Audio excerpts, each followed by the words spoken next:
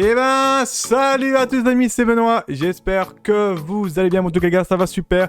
On se retrouve pour le débrief de ce quart de finale Italie contre la Belgique. Ou bien Belgique et Italie, les gars, c'est comme vous voulez. Voilà, on est les gars éliminés aux portes de demi-finale face les gars à une très belle équipe italienne.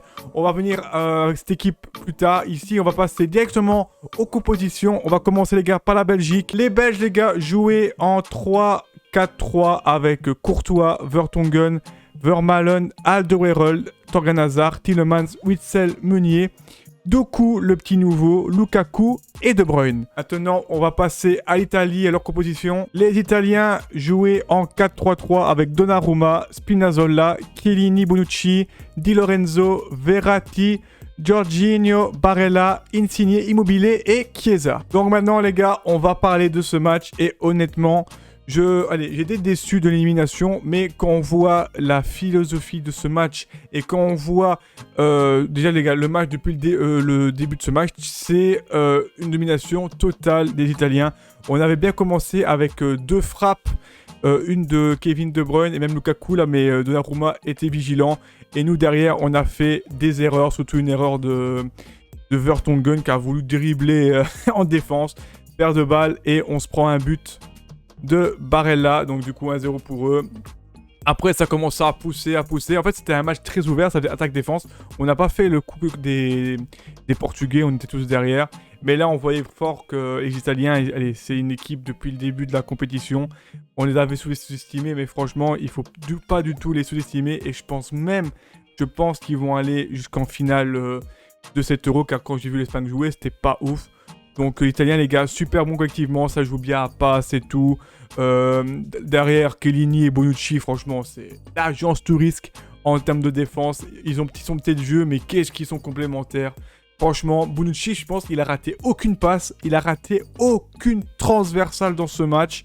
Nous les gars, je sais pas, à un moment donné, c'était c'était ça, c'est simple. Avant que l'Italie marque le doublé de Insigne pour le 2-0, il y avait De Bruyne.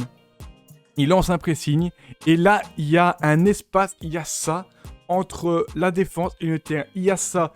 Du coup De Bruyne il lève les bras. Après allez, on passe à Insigne la spéciale enroulée du pied droit et ça fonctionne. Plein de lucarnes, Courtois peut rien faire. Mais franchement on a été bouffé dans le pressing et on a été bouffé tactiquement. Je n'ai jamais vu la Belgique aussi bouffée tactiquement même dans le pressing, c'était un truc de fou. Les Italiens, ils ont tellement bien joué. C'est pour ça que je suis même pas déçu. Genre, allez, on aurait été battu que... Allez, on aurait dominé le match, on aurait plein d'occasions. Mais non, franchement, on a été bouffé. Et je suis honnête avec vous, on a été bouffé. Même si après, on dit, ouais, mais les Italiens, il faut la comédie. Mais non, franchement, on a été bouffé. Ils ont joué comme ils ont bien joué. J'ai jamais vu une équipe jouer avec autant de facilité. Les passes, tout ça, les Jorginho, qu'est-ce qui était bon. Verratti, gratter les ballons, franchement, bouffé. J'ai répété, on a été bouffé. Après, on marque un but par miracle sur un penalty. Penalty parce que Doku, c'était l'homme du match pour moi. Car déjà, Hazard était blessé. De Bruyne, on a appris qu'il a joué blessé, ça s'en savait, mais en fait, il avait une déchirure au ligament et il a joué avec sa déchirure. Ben ça va, il a quand même fait un beau match, mais on voyait qu'il n'était pas à 100%, quoi. Il ratait souvent des passes faciles. Ouais, il a fait quelques frappes, mais bon. Donnarumma, très bel arrêt, mais Doku, franchement, c'était la révélation de ce match. C'était le Belge le plus dangereux. Derrière, on était fébrile, surtout grâce au pressing des Italiens, on était fort fébrile. Après, qu'est-ce que je peux dire du milieu de terrain? Le milieu de terrain était inexistant, on l'a perdu au milieu de terrain. Lukaku qui s'est bien battu, mais avec Bonucci et Chiellini, c'était un match de duel. Franchement, rien à dire là-dessus, il a très bien joué son coup. Il a quand même marqué son but face au gardien, l'ancien gardien de Milan, donc du coup, petite rivalité. Il a fait un petit chute. Mais bon, voilà, les Italiens, franchement, j'espère qu'ils vont gagner cet euro. Hein. J'espère qu'ils vont gagner car honnêtement, allez, ils ont un groupe jeune avec de l'expérience sur cette ligne, comme on défend Nakini Bulucci. Au milieu de terrain, on a comme Verratti, il n'est pas tout jeune. On a franchement Immobilier, même s'il n'est pas... allez, pour moi, Immobilier, je pense que c'est le point négatif de l'Italie, c'est qu'en fait, il leur manque un vrai buteur à l'Italie, mais sur les côtés, il y a Insigne et Chiesa, ils ont fait des matchs magnifiques. Donc voilà, qualification méritée de l'Italie, et franchement, c'est la première fois que... Allez, à l'Euro... Allez, à la Coupe du Monde 2014, ça je m'en foutais parce que, allez, pour l'Euro, la Coupe du Monde 2014, première fois qu'on fait un tournoi comme ça, on se fait éliminer par l'Argentine en quart.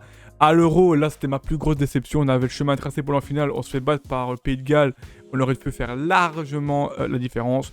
Coupe du Monde 2018, bah là, on connaît, on se fait battre par la France, car eux aussi avaient bien joué tactiquement et ils avaient attendu derrière et tout. C'était un choix payant, mais là aussi, le match-là, on aurait pu le gagner aussi. Mais bon, la France a gagné. Mais ici, le match-là, impossible de le gagner. À part un coup de chance ou un coup franc ou un corner, c'était impossible.